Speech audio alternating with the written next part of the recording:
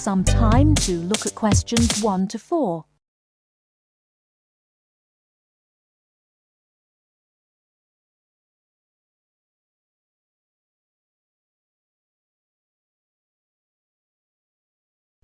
Listen carefully and answer questions 1 to 4. Good afternoon. I have with me in the studio today Dr. Stephen Phillips, author of the new book Silver Lining, which is an investigation into UFOs. Now, Dr. Phillips, can you tell us a little about your book? Yes, certainly. Over the last 12 years, I've become increasingly interested in the subject of UFOs, and this book is a compilation of all the sightings I've heard about, together with evidence. You see, so many people are convinced that there is life on other planets that I thought I would do some research myself. And what did you find? Are we alone in the universe? You sound sceptical. Well, you'll have to buy the book to find out my personal conclusion, but I can tell you this. There are a lot of sightings in a number of different countries, and the surprising fact that I have found is that despite never having met each other, a great number of these witnesses describe an almost identical object. Now, I realize that television and the media has given us all a mental picture of a UFO, a silver ship with bright lights that moves at very high speed. What interested me was that in all the eyewitness accounts I heard, people gave very precise and detailed descriptions that varied only slightly. Reports from America, Europe, even Asia, all share a significant number of similarities. Interesting. Tell me, have you been able to see any evidence yourself? Well, no. My aim in writing this book was not really to present my own opinion, but to gather all the information available and collate it into a kind of reference guide. Personally, I don't have anything much to add apart from the conclusions that I've drawn from the accounts I've heard. I understand that there is a strong body of opinion that claims there is hard evidence that is being suppressed by the American government. Could you comment on that?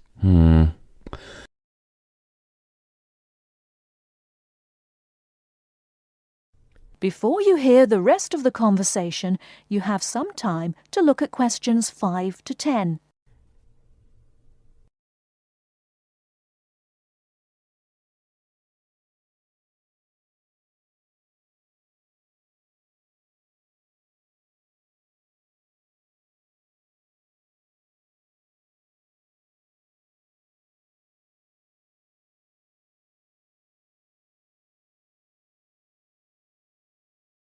Now listen and answer questions 5 to 10. Personally, I don't have anything much to add apart from the conclusions that I've drawn from the accounts I've heard. I understand that there is a strong body of opinion that claims there is hard evidence that is being suppressed by the American government. Could you comment on that? The second chapter of my book actually talks about a place in America that has often been in the media, Area 51. Area 51? Yes, it's a military base in New Mexico. In 1947, a man called McBrazel claimed... Sorry, who? McBrazel. That's M-A-C, capital B, R-A-Z-E-L. Anyway, McBrazel claimed to have found pieces of an alien spacecraft on his farm in Roswell. Now, many people believe that this was true and that the government of the time took the debris. Since that time, they have denied all knowledge of any such find, and accounts by the many leading experts at the time dismissed the claim, believing that McBrazel had actually found pieces of a higher altitude weather balloon that had disintegrated. Now, the lack of information combined with the large number of conspiracy theorists means that no useful scientific conclusion can be drawn, but I have found out one or two surprising details. Again, you'll have to buy the book if you want to find out more. Okay. Now, I understand that an overwhelming majority of UFO sightings occurred in America. Do you find that in any way relevant? Well, as I mentioned before, there are a large number of conspiracy theorists, and the popularity of science fiction programs in America could lead you to suspect that these sightings may be nothing more than an overactive imagination. However, I have found that there are a number of other factors that determine UFO sightings. In Northern Europe, the number of reports is very low, whereas in Southern Europe, where there is more open space, less light pollution, and generally clearer skies, the number of sightings increases. Now, when you consider the vast open areas of America, particularly around New Mexico, there is an argument that UFOs are simply easier to see in certain geographical and climatic situations. Well, I've never thought of that. If I could ask you one final question, Dr. Phillips, what about alien abduction? Well, I don't really cover that in my book. You see, I was looking to present facts from which people could draw their own conclusions. With these reported abductions, I've found them to be very unreliable. Well, thank you very much for your time.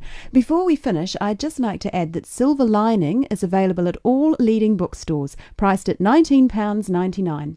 Until next week, goodbye. That is the end of part 1. You now have half a minute to check your answers.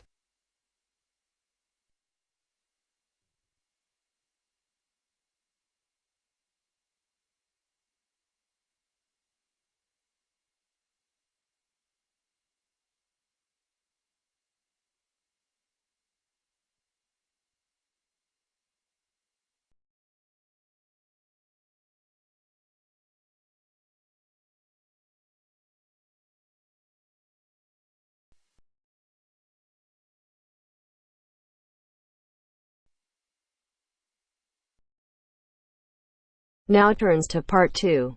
Part 2. You will hear a lecture on bird migration. First, you have some time to look at questions 11 to 17.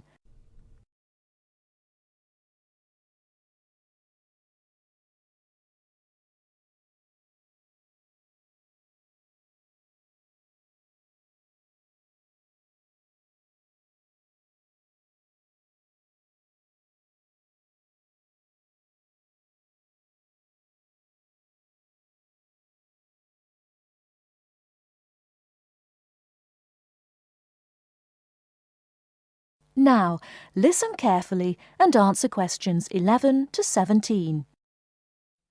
My lecture this evening will focus on the migration of birds. That is, how birds fly in big groups from different parts of the world at certain times of the year. In the first part of the lecture, I'll talk about the reasons why birds migrate, when they migrate, and which parts of the world they migrate from and to. To start with, why do birds migrate? Well, there are two main reasons. 1, they migrate to look for food, and 2, they travel to parts of the world that are more suitable for breeding. In fact, these reasons are closely linked. As you can imagine, when birds are breeding, they need extra food to feed their young. And in the spring, in the cooler climates of Europe, there is a lot of food for birds, especially insects. So generally, during the spring, birds fly up from the tropics, which are hot, to cooler climates in the north. They stay there for a few months to bring up their young. And then, when the weather in the north gets cold in the winter, they fly back to warmer climates in the south. Now I'd like to talk a bit about how global warming has affected bird migration. One of the effects of global warming has been to make the spring come earlier in the northern regions of the world. When spring comes early, the plants and insects that birds need to bring up their young are also available earlier. Research has shown that quite a lot of birds have started to migrate earlier because of higher temperatures. But unfortunately for some species, this hasn't been early enough. What I'm saying is that birds that are travelling a long way for breeding may arrive too late to find enough food to feed their young, and their population drops drastically. Scientists are currently researching more about this. Before you hear the rest of the talk, you have some time to look at questions 18 to 20.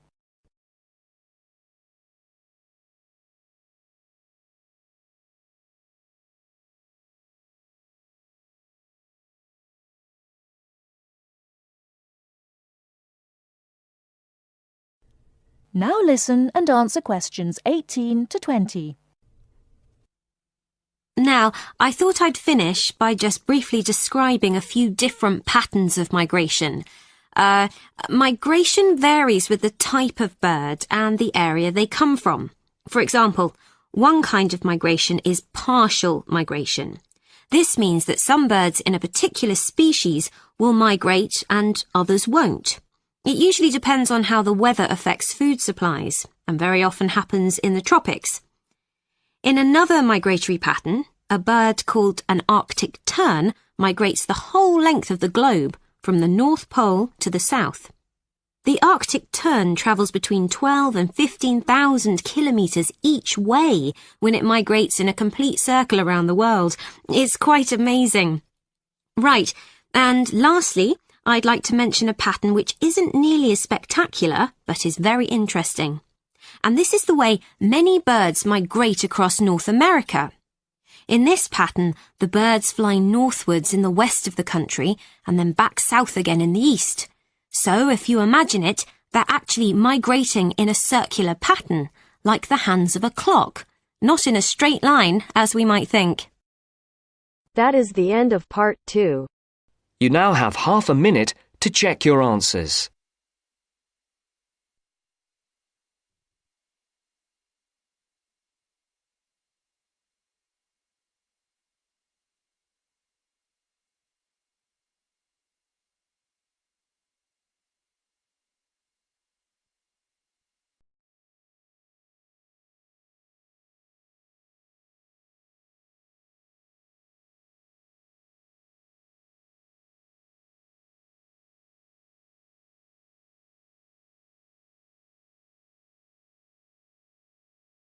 Now turns to part 3. Part 3. You are going to listen to a radio program about buying a house. First, you have some time to look at questions 21 to 25.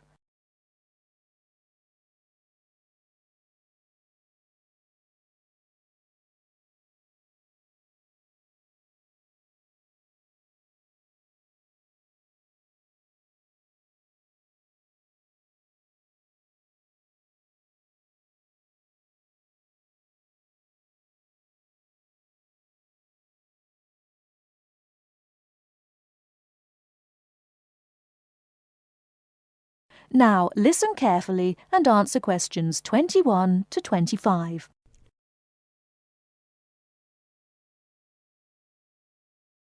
Good afternoon, listeners. Today, I'd like to welcome Edward Fox, who is going to talk to us today about buying a house. Edward.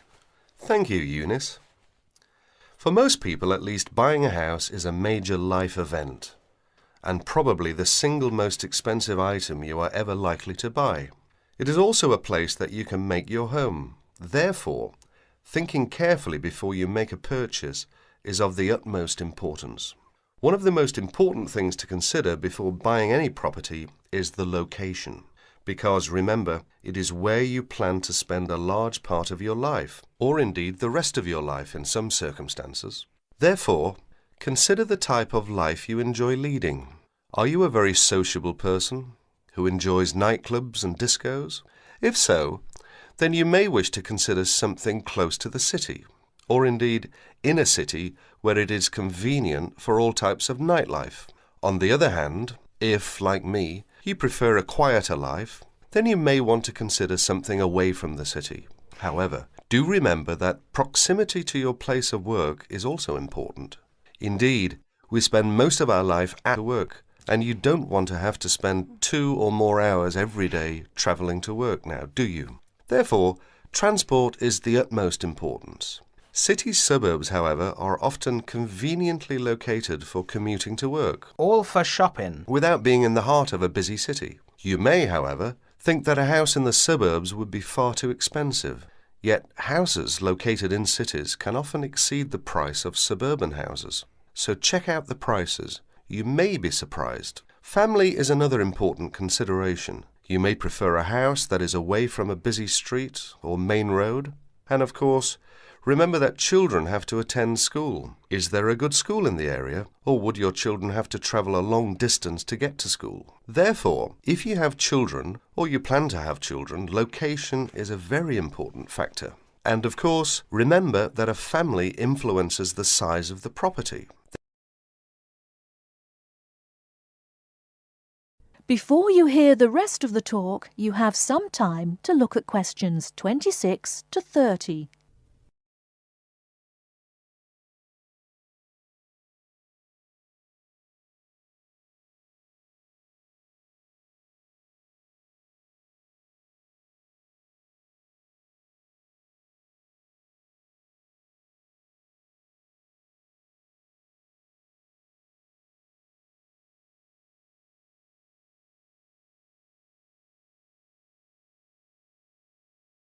Now listen and answer questions 26 to 30.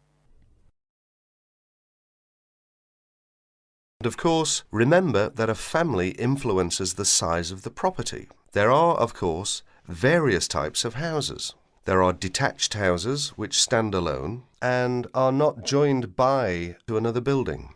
Then there are semi-detached houses, which, incidentally, are the most common, and for good reason, because they are less expensive than detached houses. This is because they are, in fact, two houses joined together, and therefore take up less space. And finally, there are townhouses, which are many houses joined together to form a long row. But don't think that townhouses are less expensive than semi-detached houses. They rarely are. This is because they are usually built in cities where the prices of property is very expensive indeed.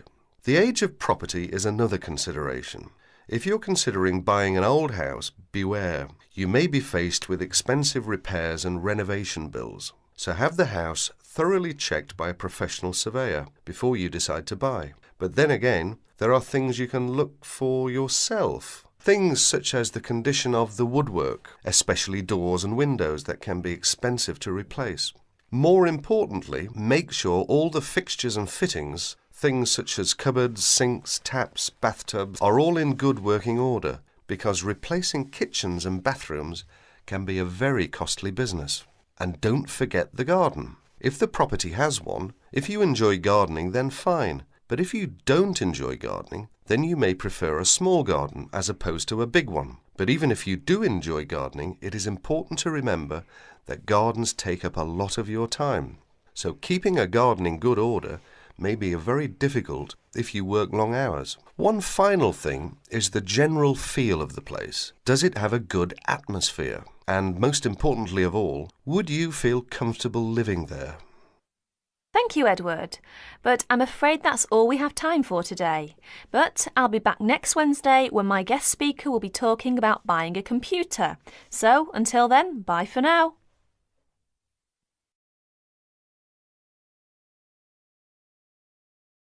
That is the end of part 3. You now have half a minute to check your answers.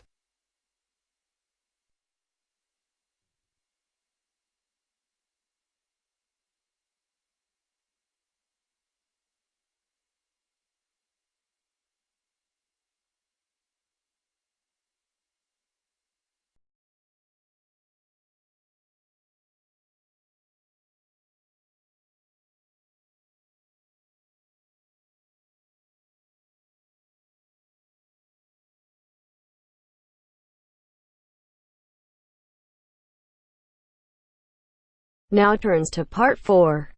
Part 4. You are going to hear a talk on two famous American presidents. As you listen, fill the missing information in the notes below. First, you have some time to look at questions 31 to 40.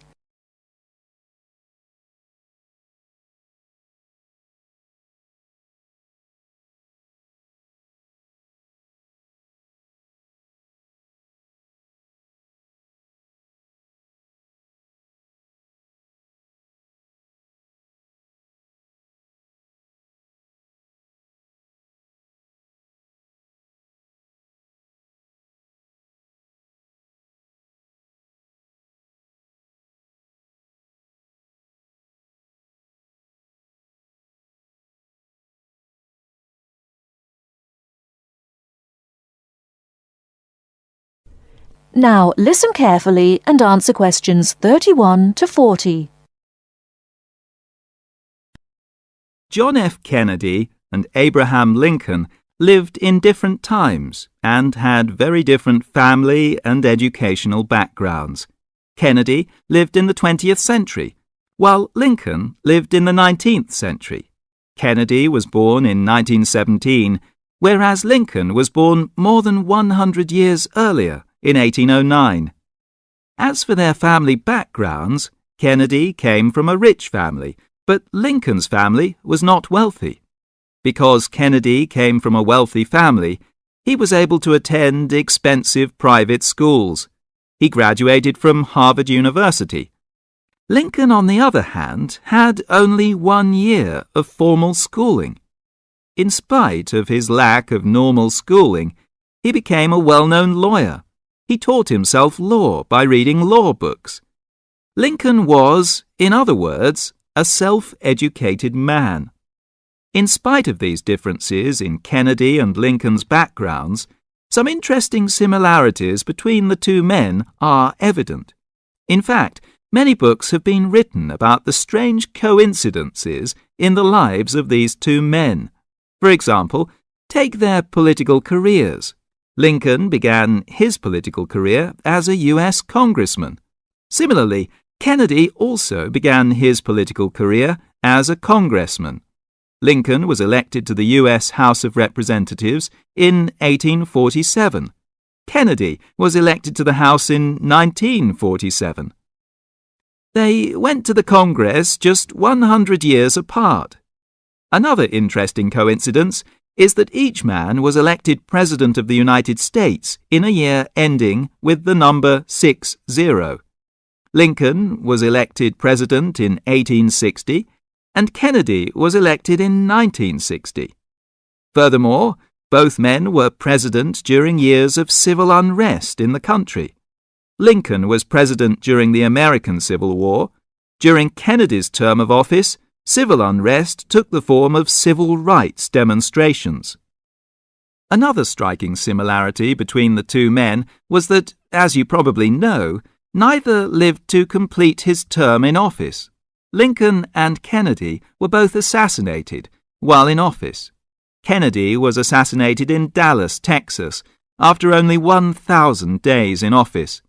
Lincoln was assassinated in 1865, a few days after the end of the American Civil War. It's rather curious to note that both presidents were shot while they were sitting next to their wives. These are only a few examples of the uncanny and unusual similarities between the destinies of these two American men, who had a tremendous impact on the social and political life of the United States and the imagination of the American people. That is the end of part 4. You now have half a minute to check your answers.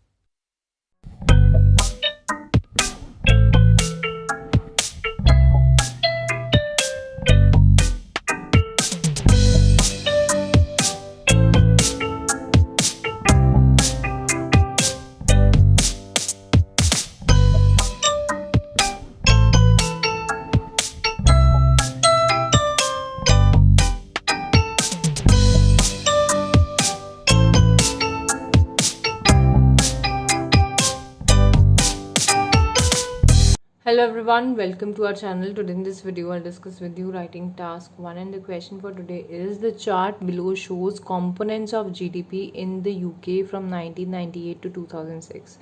So the graph is representing the gross domestic product from IT and service industries of the UK as a percentage of GDP. So the graph is representing the percentage of GDP which is constituted by the IT sector and the service industry. So this light one is representing the IT sector and this darker shade is representing the service industry. So as we can see, like by the passing years, the contribution of IT sector and service industry in the GDP increased throughout the given time, right? And the contribution of IT sector was more than the service industries. So let's see how we can write this now. The rendered bar graph means the given bar graph depicts the GDP factors in the UK from 1998 to 2006. Overall, it is discernible from the graph that the GDP of IT was higher as compared to the service industry. Explicitly, the GDP of both industries increased in the given time frame. So as we can see, like the GDP from both the industries increased with the given time frame. In 1998, the IT industry and service industry contributed just above 6% and 4% of GDP respectively. So IT industry, contributed just above 6% and 4% contribution was from service industry. Although after 2 years the ratio for both the components increased by nearly, so after 2 years what happened, the ratio from both the component increased by nearly 2%. We can say, like from here, as we can see, it increased from 6 to 8% and it increased from 4 to nearly 6, right? So that's why we are saying that the ratio from both the component increased nearly by 2%. But in 2002 the GDP from the IT industry plunged slightly to nearly 8%, or we can say, like, instead of writing nearly again and again, we can say to around,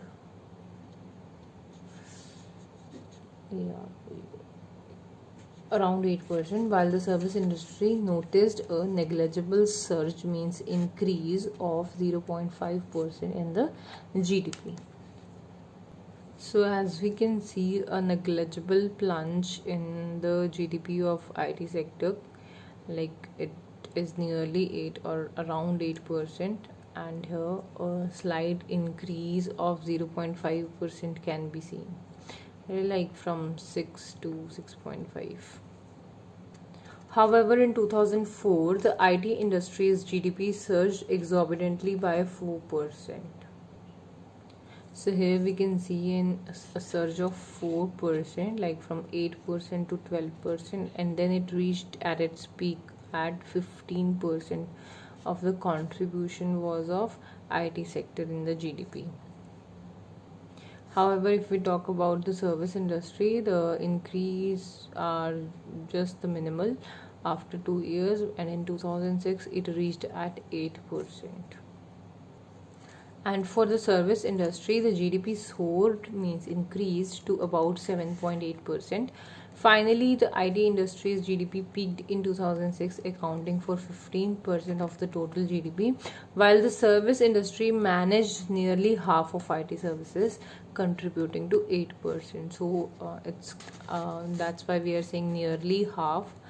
So the contribution of the service industry was nearly half of the IT services, which is 8% respectively, and 15% from the IT sector, the contribution in the GDP. So this was for today. If you like the video, do hit the like button and subscribe to our channel. I'll meet you in the next video. Till then, bye bye and take care.